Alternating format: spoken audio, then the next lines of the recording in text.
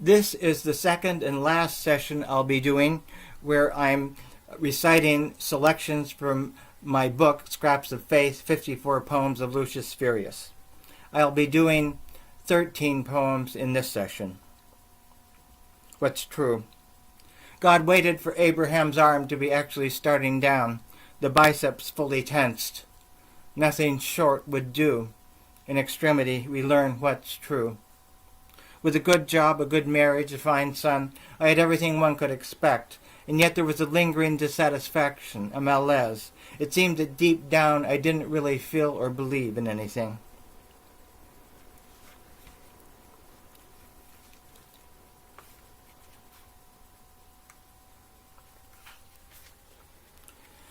On Saturday morning, August 11th, 1990, my 3-year-old son and I were out for a walk. He had been born through in vitro fertilization. Everything else had failed, including several previous in vitro attempts. He was riding his tricycle. It's amazing how fast a 3-year-old can go on a tricycle with big wheels. The house next to the corner had tall bushes growing right out to the sidewalk. As we passed the house, my son speeded up. My attention was diverted to men working across the street, trimming trees. Their chainsaws drowned out the sound of a car backing out of the driveway next to the house with the bushes. The car was moving slowly, and I can see in the slowest of slow motion. I screamed, but I'm not sure just when. There's no soundtrack to this movie. The car backing into the left handlebar of the tricycle, tilting it over to the right. My son breaking his fall with his right hand. As low to the ground as he and the tricycle were, they could not be visible in the driver's rearview mirror at this point. And then, the car stopping. Did the car stop because of my scream, or had the old man driving the car seen my son at the last second before he disappeared behind the car? I learned instantly, with the terrible weight of that tire, inches from my son's head, that I wanted with a giant, horrible wanting for this boy to grow up healthy and to have children of his own who would, in turn, have children of their own, and that having my wife hate me for losing him would be unbearable. All the unfairnesses I had suffered in life, all of them, instantly became meaningless. Everything was clear. This is what I wanted. This is what I believed. In the fullness of time. Go out into the evening, leaving your room, of which you know each bit. This house is the last before the infinite. Those lines are from Rilke's poem, Eingang. The light which strikes my retina as I look at the great galaxy in Andromeda left there 2 million years ago. Hominids made tools from stone then, but had not yet learned the use of fire. Millennia from now, humans who have colonized the farthest reaches of our galaxy, laboriously creating and maintaining Earth-like atmospheres, will marvel there once was a place so perfectly suited to human life that such labor was unnecessary, just as we marveled at orchids, whose precise temperature and humidity requirements would seem to necessitate a greenhouse, grow wild in the Amazon. I cannot believe in a personal God intervening in human affairs, but stand in awe of the terrible force which set the stars and galaxies in motion, strewing them like so much confetti. The life force, running through each living creature, as straight and true as a ray of light from that galaxy in Andromeda, willing us to live, grow, and be fruitful.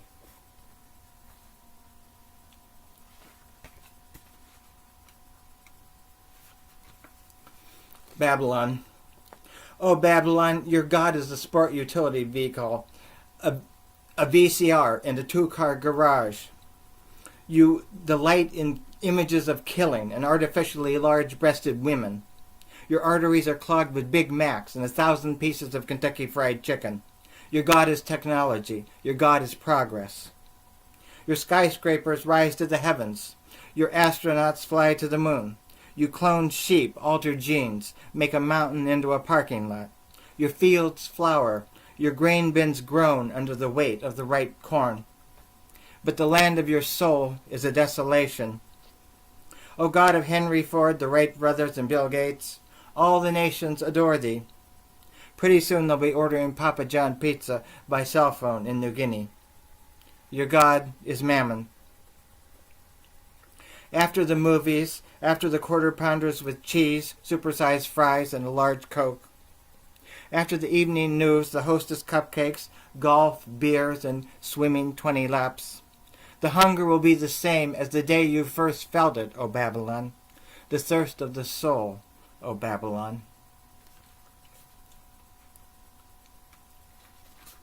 Girl of the Tzabarim dance. Jerusalem of gold, of copper, of light, to all your songs I am the harp.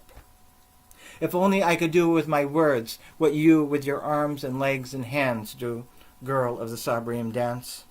You let your body go. You let the music and God flow through you. No false smile, only the subtle bliss of one possessed by the dance. The feeling threatens to overwhelm you. You master it into a graceful gesture, a delicate turn. You let the music of God possess you. You dance like the women danced when David slew the Philistine. Girl of the Tzabarim dance.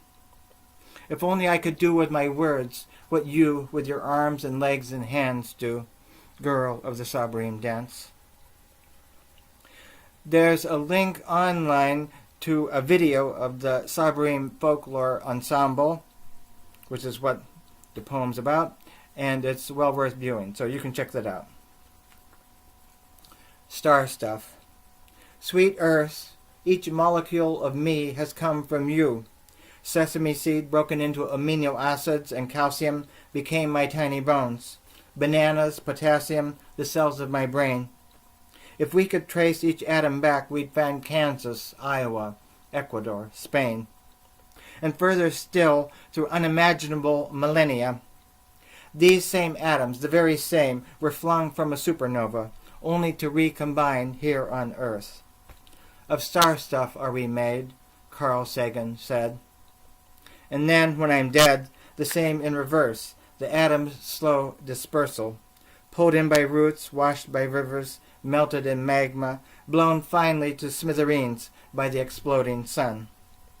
Star stuff once again become. We remember. Do we ever really fall out of love? No matter how badly the affair ended, some tender moment dominates the memory, a high water mark of our feeling. It's love's flood that we remember, not low boredom, tedium, or anger. Adam and Eve. Death is the mother of beauty. Hence from her alone shall come fulfillment to our dreams and our desires, although she strews the leaves of sure obliteration on our paths. Those lines are from Wallace Stevens' poem, Sunday Morning. In Eden fair did Adam and Eve live in perfect harmony. No plant or animal devoureth we, only ripe fruit as falls from the tree. By bright green lily pads and sphagnum bogs, the herons waded gracefully. Bullfrogs croaked their deep, clear calls. Bluebells, delicate yellow buttercups were rampant. Larks sang in the mulberries. No pain or hunger knew we there, only the sameness of Eden fair. Even the bounty, the beauty, the civility, the rich perfection stretching out like the wall of the great oval garden, day after day, year after year to eternity, grew tiresome. No shame in our nakedness knew we, nor lust, nor desire, nor carnality. It's the exogamous, the unfamiliar, which stirs in us the deepest passion, the basso continuo of mortality, which gives to desire its piquancy, of which they knew nothing in deathless Eden. We wanted to look outside the wall. We didn't mean from God's grace to fall. Their lack of control, their disrespect, invited tragedy. But to deny what one feels, to deny what one is to risk even greater calamity. God expelled us from the garden. Now we'll know death and all that's human. Discord, despair. Are you better off, coaxing grain from the cracked, parched earth?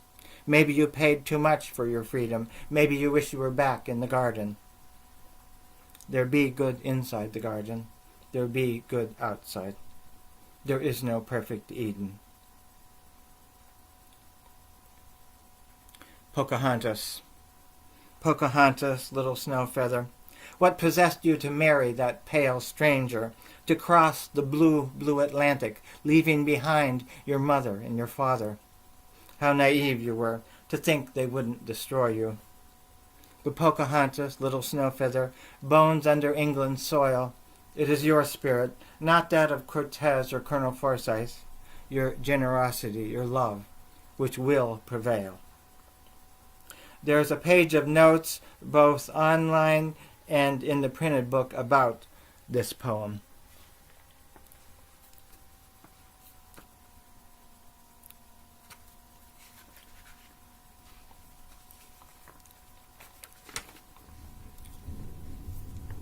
John Brown.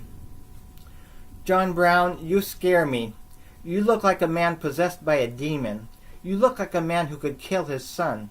You look like a man who believes in a principle, John Brown. He drew blood, your son did. You took him to the woodshed and whipped him, but then you had him whip you harder and harder. Now what kind of crazy-ass thing is that to be doing, John Brown?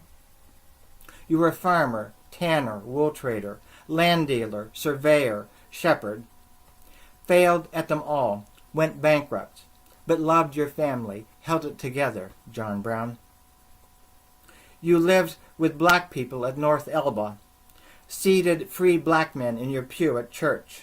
They expelled you, didn't they, those white hypocrites? John Brown. Your sons murdered pro-slavery men in Kansas, loud-mouthed innocent men. Dragged them from their beds, in the name of God, chopped off their arms, sliced their throats. You were there, John Brown. Somehow you knew. What were the odds that 200,000 men would die? Somehow you knew that the earth would be drenched in blood. Somehow you knew the rivers would run red with blood. How did you know? How did you know, John Brown?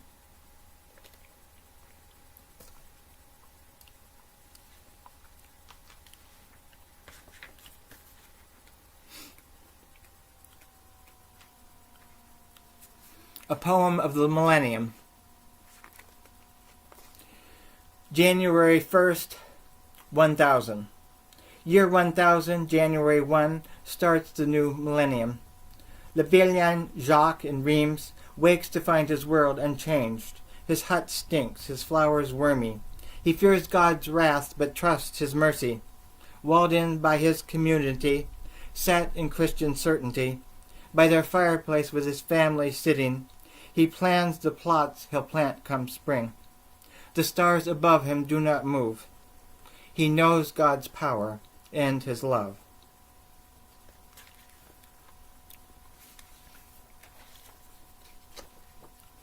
Others loathe such conformity. Their minds and spirits must be free. Tutor Pierre finds knowledge increase in the arms of his pupil, Heloise. Risking life and reputation, they learn a different conjugation. L'Université de Paris' great philosophe, and the canon's niece in reckless love. You think the danger overstated? Let me remind you that Abelard was castrated, and the slut confined to a nunnery, whence she wrote most eloquently. Though I should think of God, I think of thee.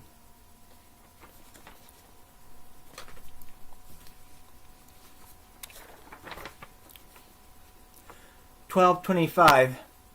Dear Francis, I hear that when you visited St. Peter's, you exchanged clothes with a beggar and stood all day at the door of the church, that you asked the people of Gubbio to be kind to the wolf who was eating their sheep, that you call birds your sisters and fire your brother, that you would have us give all that we own to the poor. Perplexed in Perugia. Dear Perplex, I ask only that you see God's hand in all creation, wolf, leper, flower, stone. God gives to each his rain and his sun. What man is in the eyes of the Lord, that I am, and nothing more.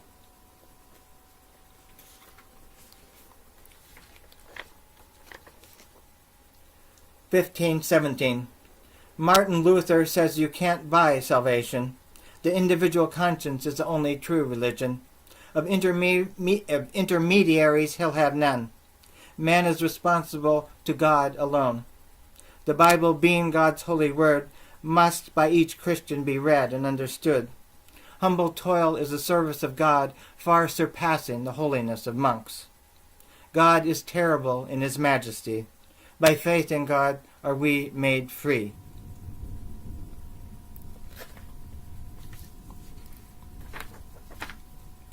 (1611) London. Shakespeare addresses assembled friends as he retires to Stratford. A mysterious stranger rebuts. Despite it surely not being my intention to slight the worth of imagination, to doubt the value of our fictive craft, there can be no question. In their import, the actual deeds of actual men must perforce surpass the disembodied pen. This is merely men upon a stage. These merely words I've placed on the page. Master Shakespeare, I beg to differ. It is your words which will live forever. When fiery Phoebus 10 million times has run his course round rotund earth, men will still be astonished at Lear's great woe, still sigh with Juliet for her Romeo.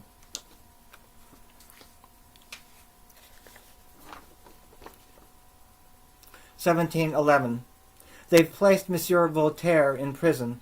This will not postpone the age of reason. Men will speak and write as they see fit, be governed by laws and the intellect. 1783. General Washington at Annapolis, Maryland.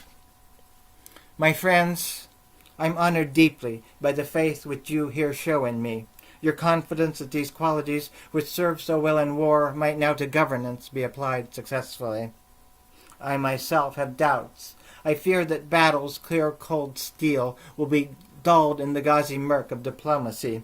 And though I was suited to this high estate most perfectly, still I should shrink from it. I think of Caesar returning triumphant from Gaul, his heart full of zeal for the good of his people, who achieved much, but whose lordly rule gave way to others far less wise. There's a name for a man raised above men as a god. It's king. I'll have no kings. Thus I surrender to you, the duly elected representatives of the states, the outward invisible sign of my authority, this sword. Let the world take note that these United States, born under tyranny's yoke, shall in word and deed henceforth be governed democratically. July 27th, 1890. Vincent finds his world has narrowed. What wonders he'd seen in La Lumiere d'Arles. All the things for which he sorrowed, rejection by his cousin Key, reliance on his brother's charity, failure of his painter's community, come welling up. He walks to the field from which he'd come. In his pocket the letter he'll never mail, the wheat field he'd so recently painted. In his pocket, by his chest, the gun.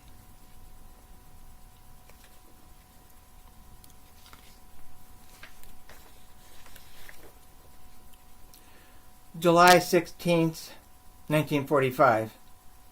Robert Oppenheimer at Alamogordo, New Mexico. If the radiance of 1,000 suns were to burst into the sky at once, that would mirror the Mighty One's splendor. I am become death, world destroyer. From the Bhagavad Gita. Everything was so much clearer when it seemed the Germans might get the thing first. Now it's all so terribly muddy. Who knows what these generals will do with it, the radiance of 1,000 suns. That 100-foot tower completely gone. If we didn't do it, someone surely would. I am become death, destroyer of worlds.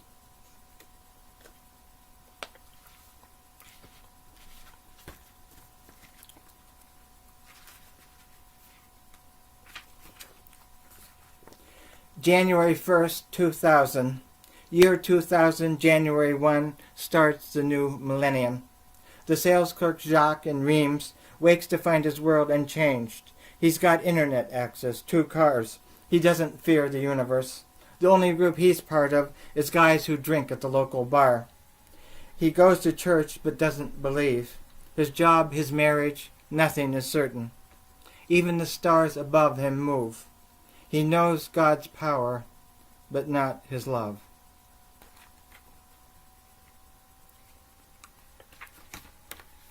Oh, Dad, 1.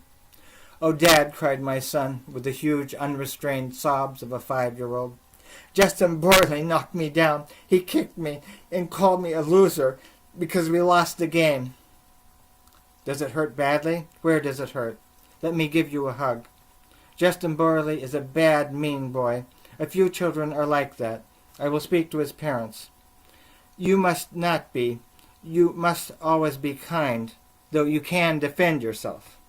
What does that mean? You can knock his leg or arm if he tries to hit you. There will be many, many other games. Some you will lose, but most I think you will win. You will be a champion. What kind of champion? I don't know, a baseball champion, a chess champion, a chemist. You're smart and strong. You will be a winner. 2.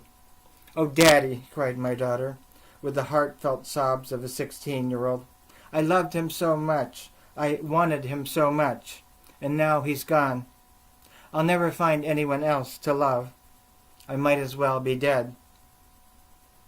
My darling, you are so beautiful and smart, so pretty and graceful and spirited. The boys who love you will be as countless as the stars, as many as the sands on the shores of Lake Michigan. You are like a cherry tree putting forth its first few delicate blossoms, which have been blackened by a hard, late frost. We are sad, but no, we feel in our hearts that this strong young tree will grow, that its blossoms and fruits will be many. I know it's hard for you to believe, but you will find other boys to love, not the same as him, nothing is ever the same, but in their own ways equally perfect. 3. Oh, Dad, cried my son, with the quiet sobs of a 33-year-old. Is this all there is? We're born, we live, we die. Our children are born, they live, they die. How dispiriting, how terrifying, that this universe should be devoid of meaning and empathy. We walk on a cold treadmill, day after day, year after year, millennium after millennium. Forsaken. Why suffer this torment? Why not step down? Why not just get off? Some could answer with words about a kind and loving God. I can't. 15 billion years ago, the universe grew in seconds from a pinhead to a radius of 1 trillion miles. The supernovae, nuclear furnaces, forged the elements. 100,000 years ago, Homo sapiens emerged in Africa. Your body is made up of those elements, contains actual genes from that first Homo sapiens. You say life's a torment. Sometimes it is, but I say for every ounce of suffering there is in time an equal, exactly counterbalancing experience of joy. You can play your part in this gigantic pageant, this extravaganza of joy, sorrow, or not. But never doubt that your mother and I love you. You can walk out into the sunlight. You can smell the rose blossoms newly opened. You can let your finger be grabbed by the hand, the incredibly tiny hand of a baby, or not.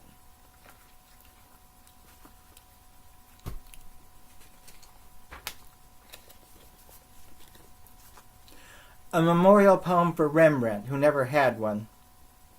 Rembrandt, you maniac, while other guys were down at the local tavern drinking and playing cards or off visiting Paris, you were in the studio. Long after your students had left, there you were, slaving away. Did your family get sick of posing? Others painted us as we seem, a bit better looking, I suppose. You painted us as we are, proud, sorrowful, hopeful, uncertain. Where we seen only ugliness, you found beauty. The Bible, you made it human. We felt Christ's pain, Magdalene's astonishment. You were foolish with your money, failed to pay your debts. We forgive you. You were stubborn, mean, obsessed. You loved us only when you were painting us. We forgive you. You worked on your own paintings instead of ones which might have sold at higher prices, ones which might have paid your debts. We forgive you. Because your art is so incomparably beautiful, we forgive you. Casablanca. Oh, Rick, if only things were so simple. If only there were Nazis shooting children, bullies like Major Strasser waiting to take over, women like Ilsa, so beautiful and passionate that just the memory of their love, just the shadow, is enough. We would sing the Marseillaise, and in the air itself, just breathing in that hot, dry air, would find all the meaning we need. But we live in an everyday world with everyday human beings, and we must start again each morning with scraps of faith and feeling to make the world's meaning in the foundry of our heart.